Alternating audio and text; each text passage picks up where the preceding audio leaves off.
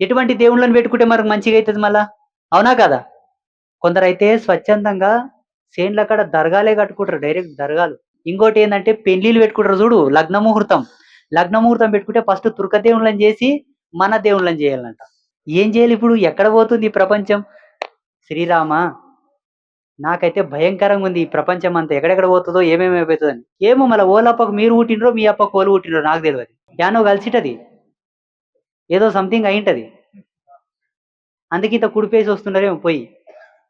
ఏస్తే ఏసిరారప్ప మీ తిప్పలు మీ మీ ఎనకాల కష్టము, మీ పైసలు, మీ సొమ్ము, మీ సొత్తు నాకేం సంబంధం. కాకపోతే నేను అడిగే రిక్వెస్ట్ ఏందంటే, ఓలను గూడా వచ్చి మన దేవుళ్ళ కాడ కుడిపేసి పొమ్మను.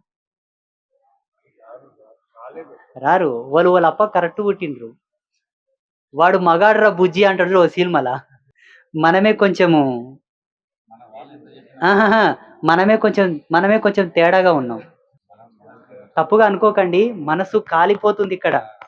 గుండె కాలిపోతుంది. 16 ఏళ్ళు నిండిన ఒక అమ్మాయిని అత్యాచారం చేసి ఒక ఫ్రిడ్జ్‌లో దాపెట్టి పార్సెల్ పంపిండ్రు ఒక తల్లికి.